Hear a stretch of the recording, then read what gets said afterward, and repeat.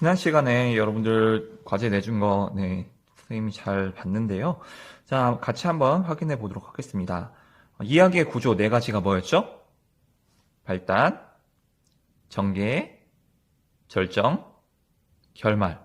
이거는 이야기뿐만 아니라 우리 일상생활에서도 사용되는 거니까 이 이야기의 구조 꼭 기억을 하세요.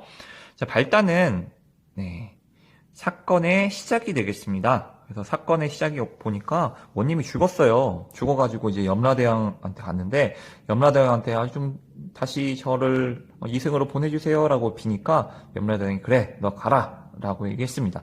근데 이제 저승사자가 너 데려온 값이 있으니까 너 수고비로 내놔. 요게 이제 시작이 되겠죠. 요거를 발단 부분이 되겠습니다.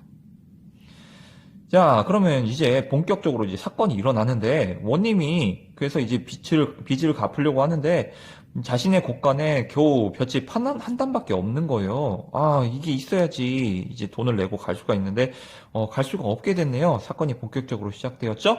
그래서, 저승사자가 덕진이라는 아가씨의 그 곳간은 가득 차 있으니 여기서 빌리고 나중에 갚아라 라고 얘기를 했었죠. 그래서 이 부분이 이제 전개가 됩니다.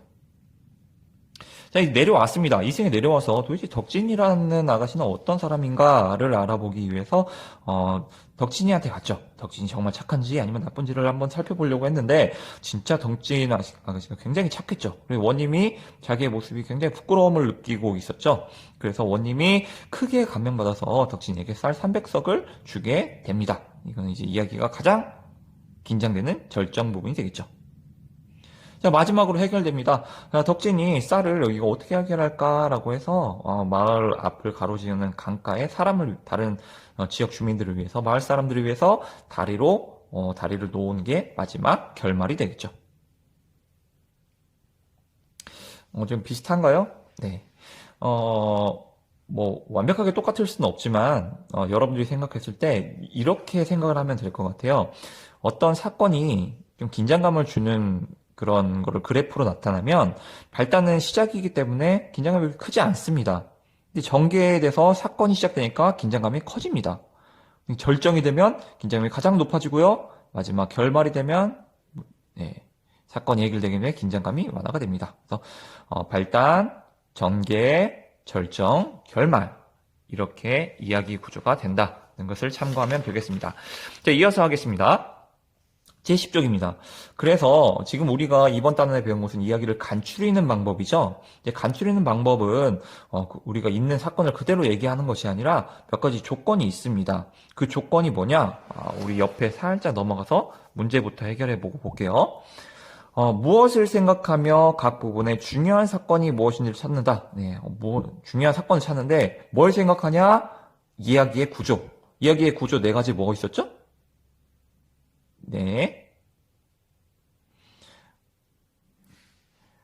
발단, 전개, 절정, 결말이죠. 그 다음, 이야기 흐름에서 중요하지 않은 내용은 중요하지 않으니까 어떻게 할까요? 삭제합니다. 왜? 우리는 지금 이야기를 간추리는 거잖아요. 자, 그리고 중요한 사건이 일어났을 때 그에 따른 원인과 결과를 생각을 찾습니다. 마지막으로 관련된 사건이 여러 가지가 있으면 사건을 하나로 묶어줍니다. 자, 요것도 여러분들 꼭 기억을 하세요. 간추리는 방법입니다. 첫 번째, 이야기의 구조를 생각하면서 각 부분의 중요한 사건이 무엇인지 생각을 하고요. 그 사건 중에서 중요하지 않은 것은 과감하게 삭제를 합니다. 그리고 그런 중요한 사건들이 일어난 원인과 결과가 있는지 살펴보고 여러 가지 사건이 있을 경우에는 하나로 묶어서 간추리면 되겠습니다. 자, 이 방법을 이용해서 우리 70쪽 한번 봅시다. 1번을 볼게요. 발단에 이런 이야기의 구조, 발단, 전개, 옆쪽에 있는 절정, 결말까지 나와 있는데 발단에서 여러 가지 사건이 있었습니다. 그 중에서 중요하지 않은 사건들은 삭제를 했죠. 중요하지 않은 사건들은 삭제를 하고요. 그리고 이야기에 일어난 원인과 결과, 삭제된 거를 가지고요. 사건의 원인, 이승에서 좀 더 살게 해달라고 간청하니까 결과 원님이 저승사자에게 돌려보내고 그다음에 저승사자는 원님에게 수고비를 내놓으라고 한 거죠. 원인과 결과를 찾고 이 내용을 관련 있는 사건로 하나로 묶는 과정이 되겠습니다. 천천히 읽어볼까요? 삭제된 것만 빼고 읽어볼게요. 원님이 저승에 있는 염라대왕에게 이승에게 좀 더 살게 해달라고 간청하자 염라대왕은 원님을 저승사자에게 돌려보냈다. 저승사자는 원님에게 수고비를 내놓으라고 했다. 이 내용을 간추려서 하나로 묶으면 되겠습니다. 자, 동일한 방법으로요. 이 전개에도 미리 사건을 전부 다 정리해놨는데요. 첫 번째, 이야기의 구조. 이야기의 구조는 지금 나눠져 있으니까 여러분들 할 필요 없죠. 두 번째, 중요하지 않은 내용을 삭제하면 되겠습니다. 여러분들이 봤을 때, 야, 이거는 별로 중요하지 않은 것 같아 라고 하면 삭제를 하고요. 세 번째, 사건의 원인이 있으면 결과가 있어야겠죠. 원인과 결과를 찾고요. 마지막을 그거를 관련된 사건으로 하나로 묶으면 되겠습니다. 그래서 여러분들이 이번 시간에 이제 선생님 영상을 보고 나서 70쪽 2번에 있는 것을 요약을 해보고요. 그리고 71쪽에 이제 3번, 4번에는 사건이 나와 있지 않습니다. 그래서 여러분들 종합장에다가 70쪽에 나와 있는 그런 이것처럼 발단 단계에서 혹은 전개 단계에서 나와 있던 그 사건들을 다 정리를 하고 그리고 불필요한 부분을 삭제한 다음에 요약한 내용만 적도록 합니다. 그리고 여기서 꼭 중요한 게 있는데요. 여러분들이 이야기를 요약을 했으면 요약한 내용을 쭉 한번 읽어봐야 돼요.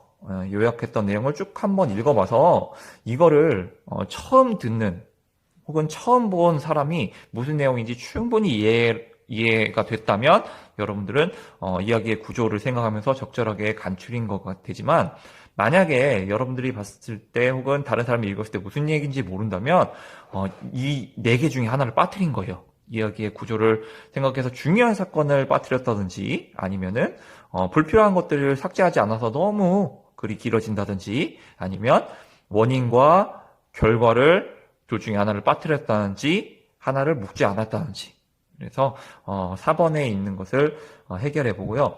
여러분들이 쓴 글을 다시 한번 꼭 읽어보고요. 오늘 숙제는 이제 71쪽까지 여러분들이 해결을 하고 여러분들이 요약을 한 것을 부모님한테 읽어드려서 부모님께서 충분히 이해가 됐다고 하시면은 여러분이 잘 간추린 거고 부모님께서 잘 이해가 안 됐다라고 하면은 다시 이야기를 간추려 보도록 합니다.